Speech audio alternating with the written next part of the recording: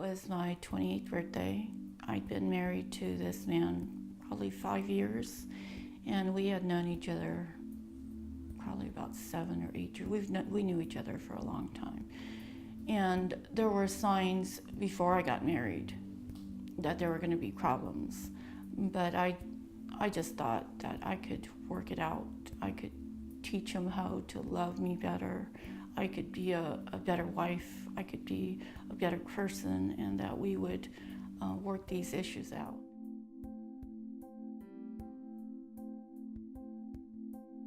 I do remember waking up on the ground. I was left unconscious, and I woke up alone on a sidewalk.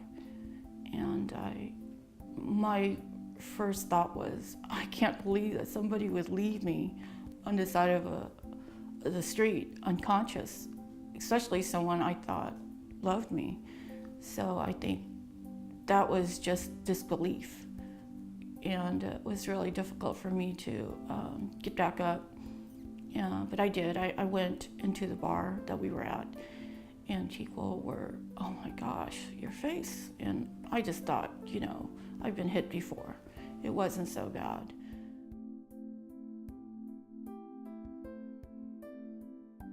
The first hospital wouldn't accept me because they knew I was going to die. But the second hospital, which was the county hospital, took me in, and because that hospital is a teaching hospital, they thought if nothing else they could learn from my injury. And so they took me in and they started cutting all of the right side of my face because it had turned into gangrene. And the gangrene was going down my neck to my heart and to my brain. And luckily, by some miracle, they saved me. They did have to cut everything.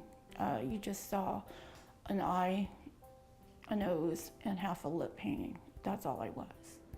It's not something you can ever be prepared for. It's not something you ever imagine happening to you. It doesn't matter if your career was a model or if it was, a bank clerk or a butcher or a baker. The fact is that your identity feels like it's been stripped from you. But it was a real difficult time. My 4-year-old, he wouldn't even come near me. He recognized my voice, but he didn't recognize me. And he would look at me and just start screaming. So I think that was a real painful thing for me. They have grief counseling for losing a parent or losing a sibling or losing a loved one, a partner, but you don't have the tools at hand for losing your identity, losing your face. And so we founded Face Forward as a tool to go ahead and to actually get these women back into society, not just from a physical appearance standpoint, but also emotionally and just from rehabilitation. I was driving home from work. I got a call on my cell phone from a very special person in my life. And she said, would you be interested in any more surgery? And I thought, let me think about it.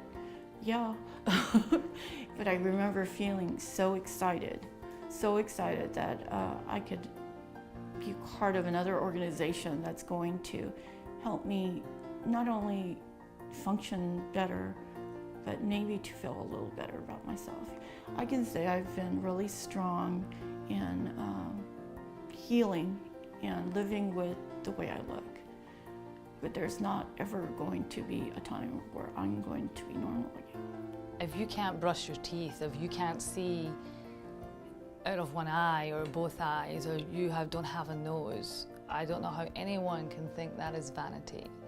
When you're non-functional, when you're disfigured from someone who said they love you, and then they take that away from you, that's not vanity. That's we all need to have a nose and eyes and nose and lips and a mouth. I mean, we have to eat, we have to brush our teeth. I would love to be able to see without tearing in my eye constantly. So, sometimes I don't know who I'm talking to. There's double, or I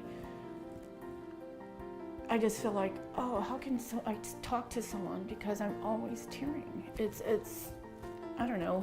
To me, it's my life, and this is how I look at the world.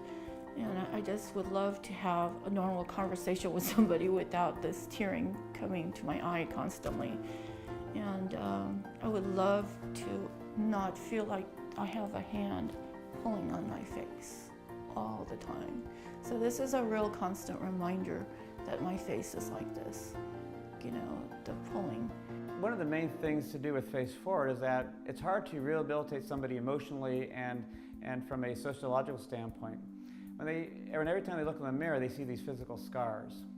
And every time they see those scars, it's just a reminder of what happened to them. And it's a really huge hurdle to get over.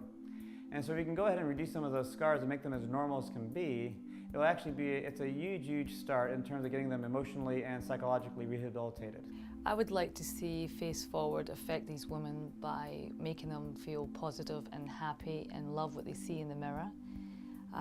To not feel the pain that they felt years ago or the abuse. So every time we look in the mirror, we like who we are, or maybe we have good days or bad days.